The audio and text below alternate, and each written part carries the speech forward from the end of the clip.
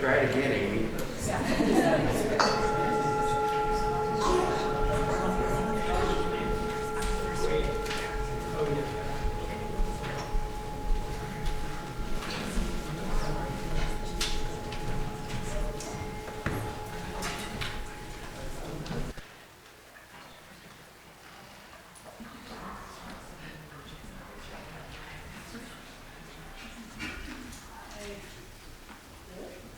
Okay, there we go. A few months ago, my anxiety got so severe that it started literally spiraling into madness, and I knew I had to find a way to ground myself. So I imagined myself deep inside the earth, like a fetus being warmed by the inner core. There might be a picture for that, yeah.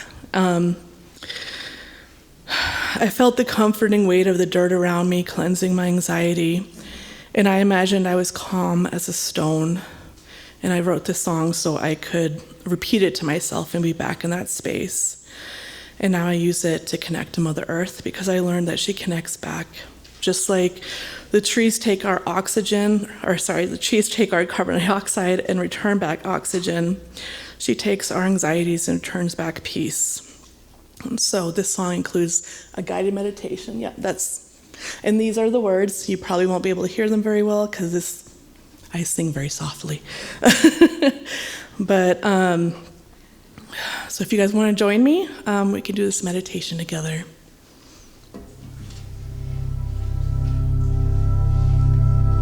Okay, close your eyes and breathe slowly from your stomach.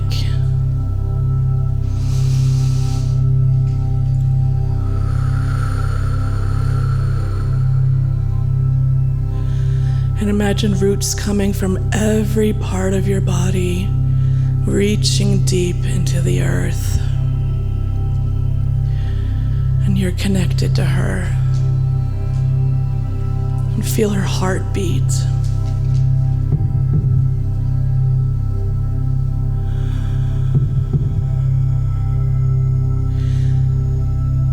And anxieties turn into peace.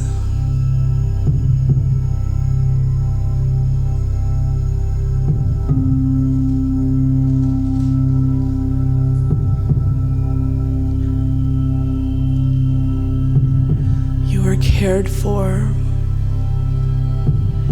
you are held, you are nurtured.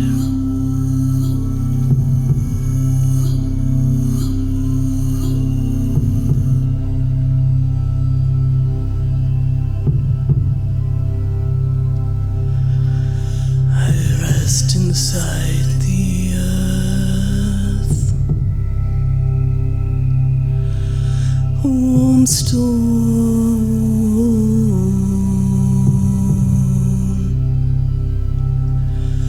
a shelter made of dirt,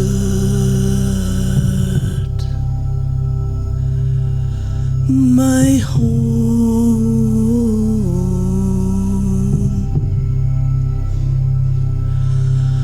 oh mother, oh mother.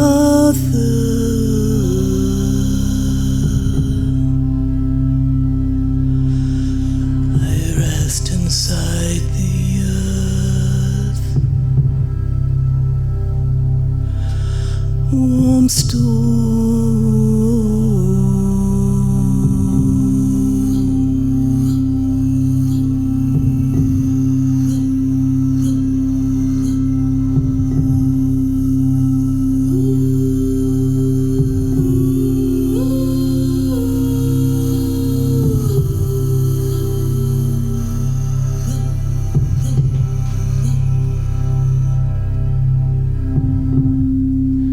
your awareness coming back into your seat, and slowly begin to open your eyes.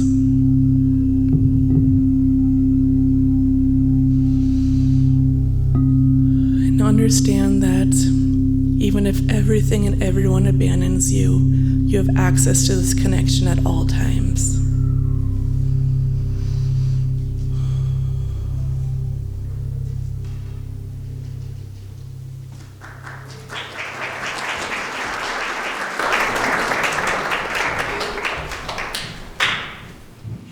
Come, come, whoever you are welcome here. No matter your age, your size, the color of your eyes, your hair, your skin, you are welcome here. No matter your gender, who you love, how you speak, or whatever your abilities, you are welcome here. You are welcome here whether you come with laughter in your heart or tears in your eyes. You are welcome here. No matter what you have experienced in the past, no matter what awaits you in the future, you are welcome here. Whether you believe in God all of the time, some of the time, or none of the time, you are welcome here. This is a community of open minds, loving hearts, and willing hands. Good morning, and welcome to South Valley Unitarian Universalist Society. My name is Becky Condas. My pronouns are she and her, and I am a middle-aged white woman with short gray hair, glasses, and a navy blue dress. And it is my privilege to co-lead this morning's worship service, along with Amy Russian. Happy Mother's Day to all who celebrate, or grieve, or both. So let us take a moment to fully arrive and welcome one another with joy. First, let's start by waving to our online community. Turn around, wave to the camera. Hello, all. And now greet your neighbors, please.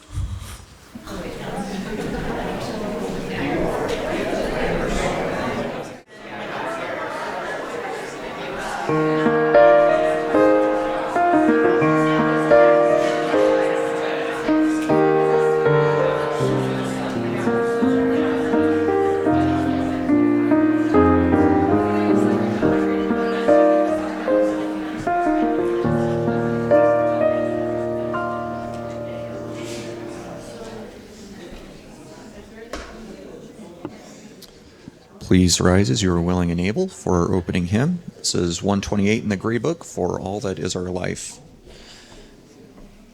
The intro is short for this one, so stay on our toes.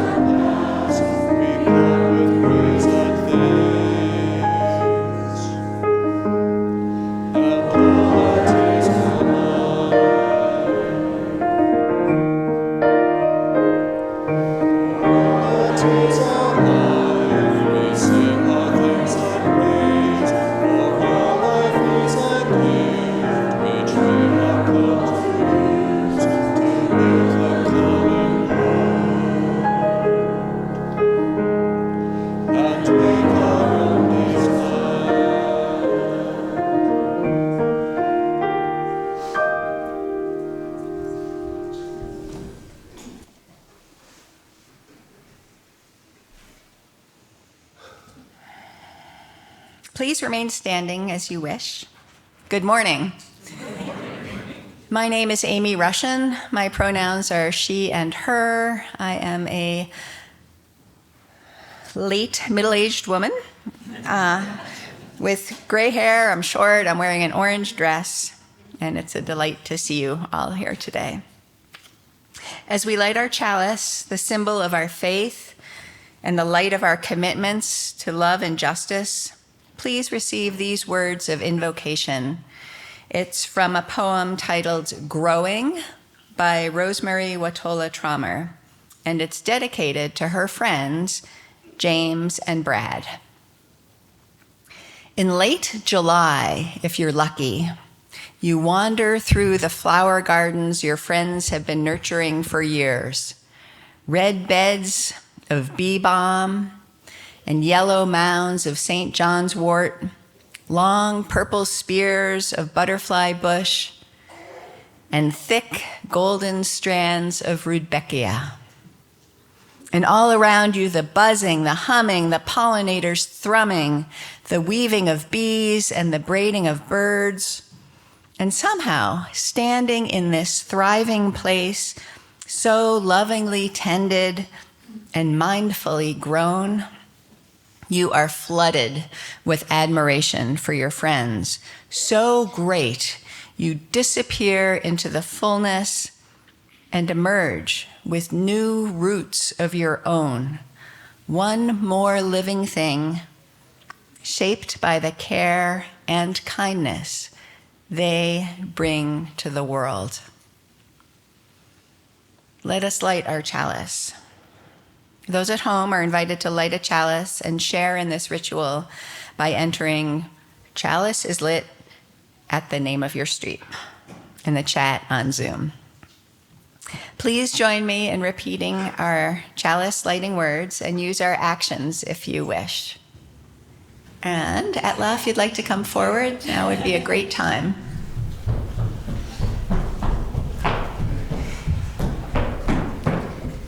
Here. We light this chalice for the warmth of love, for the light of truth, the energy of action, and the flames of resistance for the purpose of liberation.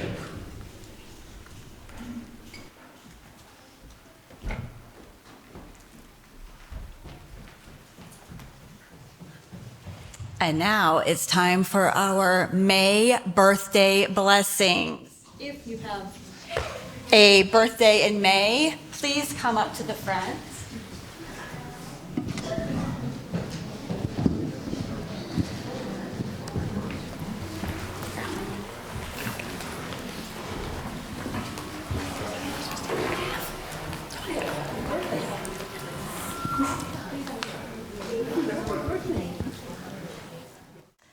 I invite you all to take a sticker and then be open to this blessing. May this coming year open your mind to new possibilities, discoveries, and dreams. May your heart be joyful and free. May your spirit be moved to deeper wisdom. When adventure beckons, may your courage rise. When sorrow arrives, may friends surround you quickly and well. And may your compassion for self and others grow ever more rooted in loving kindness, such that your life proves this essential truth, that with love all things are possible. May this blessing wend its way to your consciousness whenever you need it most. This world is better because you are in it, and we are so glad all of you are here.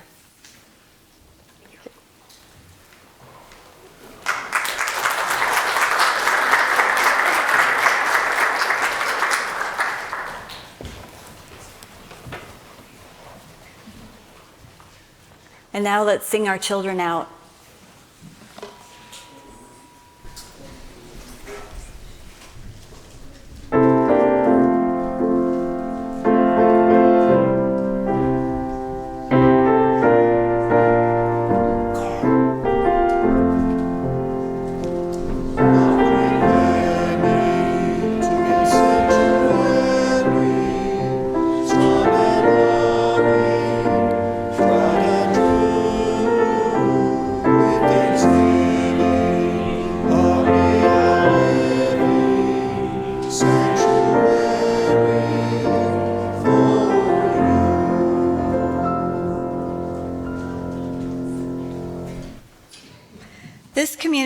our church and its many ministries are only made possible by the gifts you give of your time, your talent, and your treasure. Many of you pledge monthly to support our work, and for this we are grateful. Your gifts help to ensure that we are able to live our values of love and justice in the world outside. Part of our ministry at South Valley includes sharing our Sunday worship offering with a charitable organization. But this week, we are going to contribute our split plate offering with the Samaritan Fund. And the Samaritan Fund is a discretionary fund that Reverend Laura uses to help those of us in our own community who need a little hand. Please give generously as you can. Join me in reading our offertory words. They're here on the monitor. We are this church. We are its hands, its heart, its voice. Together we share the wealth of this community and sustain it with our gifts. We will now accept the offering. For those at home, you're invited to use the giving link in the online order of service. I invite the ushers to come forward at this time.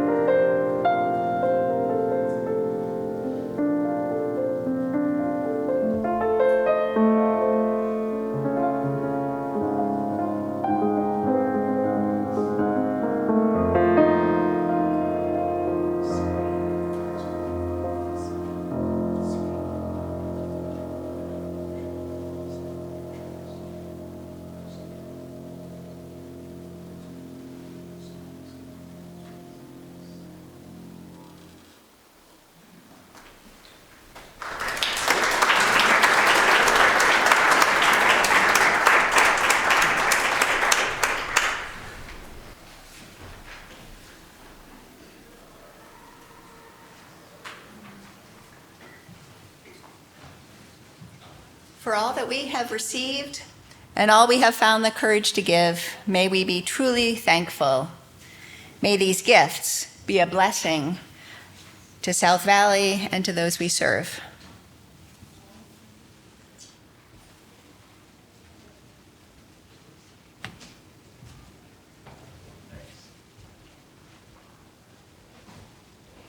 Today, as we reflect on the theme of nurturing, we recognize that this is a quality that belongs to every one of us.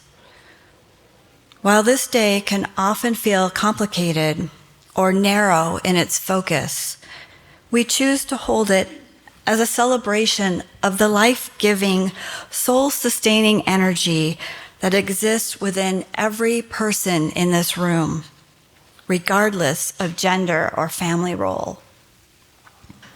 Nurturing is not just something that we do for others. It is a sacred exchange. It is a capacity to care, to protect, and to listen.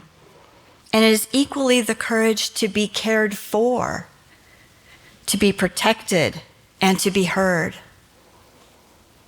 I invite you now into a brief meditation we call the Nurturing Circle. We will begin by turning that care inward, honoring the person you are, before we extend that light to the world around us. Let us find a comfortable position as we enter this space of shared quiet.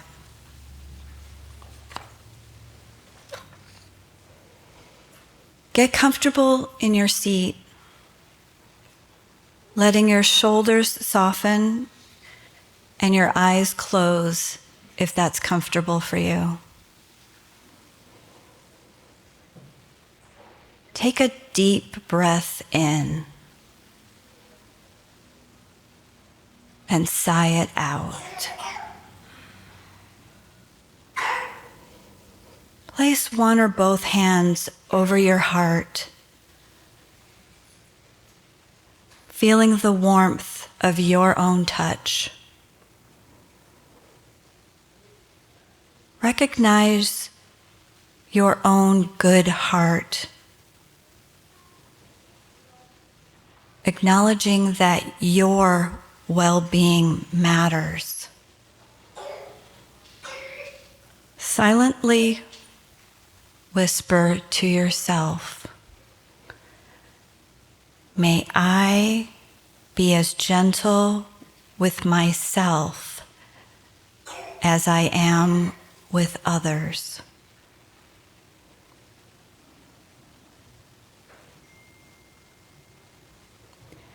May I accept my own care and support.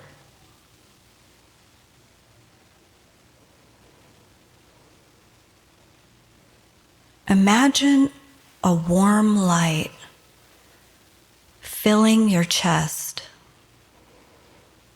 offering yourself unconditional kindness.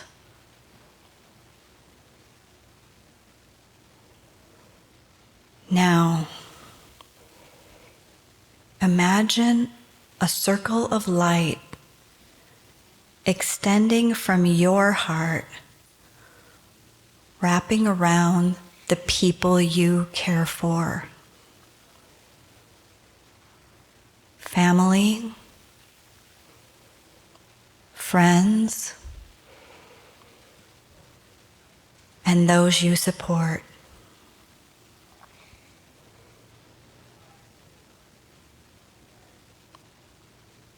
Feel your good heart offering warmth outward, sharing the peace you just gave yourself.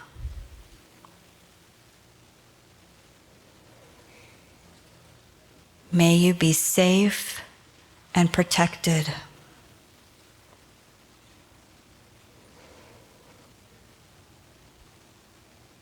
May you be happy and peaceful.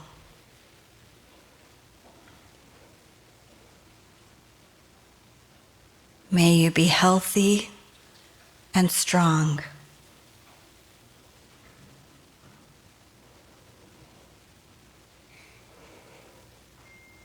Visualize this circle as a flowing river.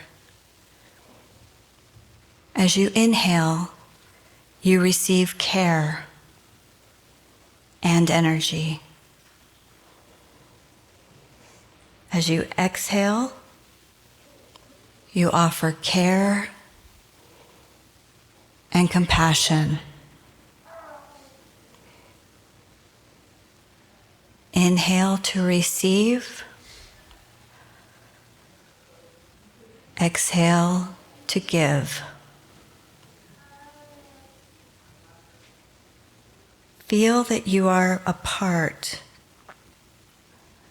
of this gentle, balanced exchange.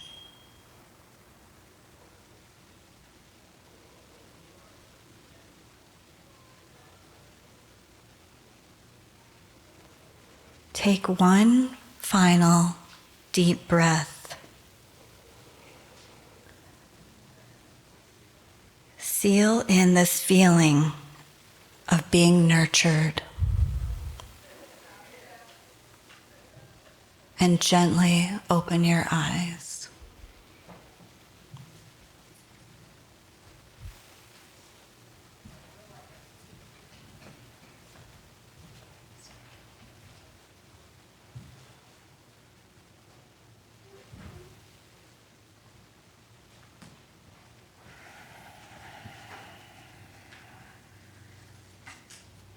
Please hold on to this sense of loving kindness as we delve more deeply into the idea of nurturing ourselves and others. I love the month of May, and I have yet to figure out exactly why. I know it's not just because it's my birthday month. There are other reasons too. May comes on the heels of Earth Day. It includes May Day, the Beltane, that midpoint between the spring equinox and the summer solstice, and Flower Communion, and Mother's Day, however that gets celebrated or not. And I love May because I love the beginning of wildflower season, the intoxicating scent of lilacs and lilies of the valley, the noticeable change in light, the longer days, the pale green buds on the trees that to me represent all kinds of potential for things to come. And out here in the West, May also encompasses a short and showy 2-week period when the hills positively glow a vibrant green before returning to their customary brown status. There's a lot to love about May. I feel a lightness of spirit and a sense of warmth in my body. To me, May feels like receiving a giant hug from the earth. It is as if the earth is bestowing upon us a huge river of loving kindness. For a moment, I'm able to be in the present and can ignore the many of the things that are going on in politics and the world. And it makes me want to return the loving kindness to the earth, perhaps by planting seeds or digging in the garden or doing less driving or restraining myself from consumerism for a day or two or week. So, loving kindness, the giving and receiving of it, is a two-way street. We are both the givers and receivers. We don't often know when someone else is holding us in loving kindness, but it has the potential to shift energy. I will leave it at that. It's part of the mystery. The loving kindness meditation that we practice with Becky is a form of the metta prayer, which is rooted in the Buddhist tradition. According to Buddhist magazine Lion's Roar, metta is a Pali word that has been translated as loving kindness, universal goodwill, or loving friendliness. As we did in our meditation today, in a metta prayer, we first spread loving kindness to ourselves, then to others, then we spread it to all in an ongoing synergistic practice. Sometimes the metta prayer has a few additional categories of people to whom you can offer loving kindness, which makes it both richer and more challenging. You start with sending loving kindness to yourself, then you extend loving kindness to another person you love, then to a neutral person, like someone you saw on the street or grocery store. And then, in one of the toughest steps, you extend it to a difficult person, that is someone with whom you may be in conflict. This step is not easy, but the idea of the sequence is to provide you with a warm-up so that when you get to it, it's not so hard. After all, it's called a practice, so you get better at it as time goes on and you keep practicing. And then the final step of the metta prayer is to extend this loving goodwill to all beings and the entire universe. And there may be some reciprocity there, as Hana mentioned, with the entire universe giving back to us. To be honest, I'm not sure which is more difficult, extending loving goodwill toward myself or toward my enemies. I don't know about you, but I had to overcome a lot of negative self-talk to be able to extend loving kindness to myself. The idea of caring for myself first, before I can care for others, is the same as the idea of putting on your own oxygen mask first if there are issues in your airplane. I remember hearing this on my first plane ride. Wait, what? That makes no sense. What do you mean? You take care of yourself first. What happens to the babies and others who can't care for themselves? I had never put myself first. I was always looking out for others and their needs. But like in a plane, if we lose oxygen, we need to sustain ourselves first. If I put the mask on someone else first, I won't be able to care for myself. I'll pass out, and that'll be that. If I care for myself first, I will be able to help someone else, and probably more than one person. The mask analogy makes the concept pretty concrete. Learning to care for myself first has not been easy. It's taken a lot of work and intention to be able to do this, and it is still a work in progress. Frankly, I didn't even know what caring for myself meant. I was so accustomed to a lifetime of suppressing my own needs that when I would be asked, "What do you need right now?"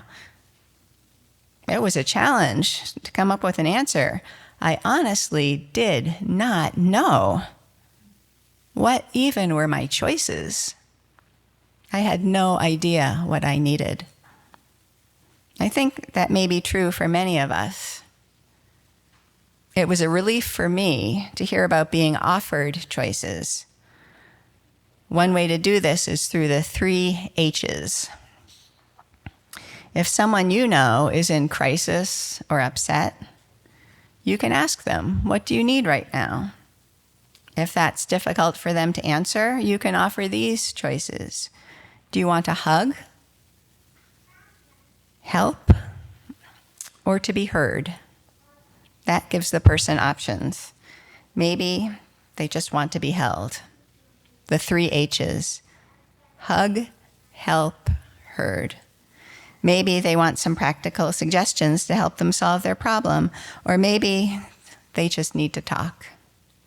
Most of the time for me, it's either getting a hug or being heard.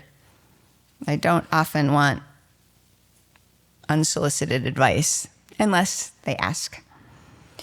When we offer choices to others, we are nurturing them and helping them nurture themselves.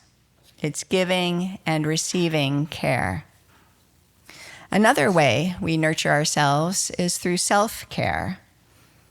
This is a popular term to prioritize oneself, but I originally thought of it as being self-indulgent, like getting a manicure, taking a bubble bath, or engaging in retail therapy. The practice of self-care can go deeper, like learning to meditate or write in my journal. And sure, there are places for all those practices, but self-care can encompass even more. To me, self-care means taking time to be self-reflective. I like to ask myself, what does my soul, my core, my inner child really need right now? Is it having better boundaries? Is it living more authentically? Is it being kinder to myself? These are not easy questions to answer, but totally worth the time. As a card-carrying people pleaser, learning what my own needs are is an ongoing challenge. Oh, sure, I can tell when I need food or exercise or sleep, but the bigger things, like what I need emotionally, are a lot more challenging. I found help in meditating, in sitting with myself, in experiencing difficult feelings and not trying to drown them out with distractions. You know the kind, and your list may vary. For me, my common distractions are mindlessly visiting the refrigerator, indulging in social media, scrolling on Zillow, or overscheduling myself so that I don't have any blank spots in my calendar. At its most fundamental level, I find myself engaging in those distractions to avoid having any time for important but very difficult things. What I really need to do is to sit through the discomfort and really pay attention to myself. I have to force myself to do these things. But for me, this is real self-care, and it's not an instant gratification kind of care. It's painful, yet rewarding. It's nurturing. And after working through a particularly difficult scenario, I don't feel gross, like I'd just eaten a bag of M&Ms. I feel valued and cared for by myself. It probably comes as no surprise that there are echoes of the metta prayer in the Bible, to love your neighbor as yourself. I personally think Jesus was brilliant in bringing this notion back to the forefront. The fact is, we can only love others the way we love ourselves. It's a basic tenet of psychology, and that's because we like to project. It's just human nature. So if we're critical of ourselves, we will inevitably be critical of others. If we blame ourselves, we'll blame others. If we expect perfection out of ourselves, we will do so with others. And if we love ourselves, we will be more loving toward others. I often think about how this plays out with leaders on a local and national level. Those who bully others were likely bullied too and are probably hateful toward themselves. Those who treat others cruelly probably treat themselves the same way. And those special and all too rare humans who have a kind and considerate view of the world likely hold themselves with positive regard. One of my partners in my favorite series is Ted Lasso. I'm excited that the 4th season is coming out August 6th. Apart from the humor and one-liners and the soccer, what makes this show so relatable for me is that it revolves around a bunch of flawed people who are all growing in their humanity with themselves and with each other. They do this through giving and receiving unconditional love and empathy. Even Ted, the admired leader of the bunch, struggles with his own demons from his near and distant past. His own experiences help him to be able to relate to others who are struggling. So what better place to start mending relationships than with ourselves? Even if we didn't get the kind of parenting we should have and we deserve, we can be a parent to ourselves. Now, we can be part of our own healing. This inner child work starts with self-compassion. This nurturing, this kindness, this love toward oneself is essential to having a good relationship with others. And I think it's part of making the world a better place. So take that time for real self-care.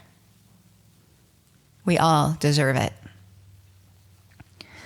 I'd like to close with a quote from writer Maria Popova, who cites the late poet and former priest John O'Donohue as one of those people who had, quote, such powerful and generous light in their eyes that they rekindle the lost light within you and return it, magnified. She writes, the even greater blessing is our presence here together as mirrors and magnifiers of each other's light. Whenever you give a blessing returns to enfold you, O'Donohue reminds us. At their best, at their rarest, those moments of profound light-to-light connection are thresholds, portals to transformation, and invitations to a more radiant life. May it be so.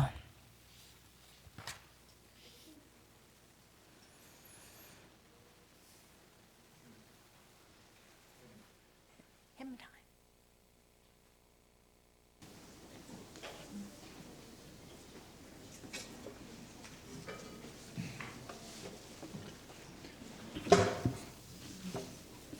Please rise as you are willing and able for our closing hymn, 1031, Filled with Loving Kindness.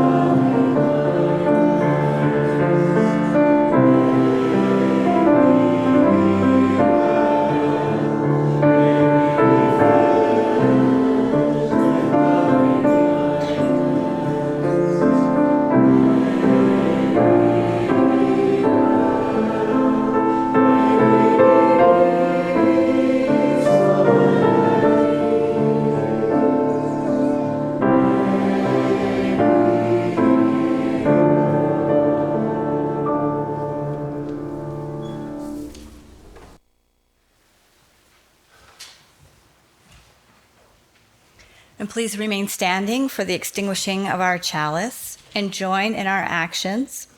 The words are on the monitor, and you're invited to say them out loud with me. We extinguish this chalice, but not the warmth of love, the light of truth, nor the energy of action. The flames of resistance burn within, and we hold each other in our hearts until we meet again. I offer you this benediction from Dr. Jaiya John's poetry collection, Wildflowers Praying at Midnight, an excerpt from number 28. Cherish it all, even the tiniest of things, especially those. This is your time on earth. Your singular medicine is needed for this moment. Do not doubt your offering. Keep your gardening. Keep gardening your soul. Your harvest will be more than sufficient. It will be divine. The land, water, sky, and sun are people, kin holding you. Hold them back. See if you can remember symbiosis. All living things are in this ceremony. Only we have walked away from the fire, and now we must return. When we remember our place in the great weaving, we are medicine. Memory, this. Please be seated for the postlude.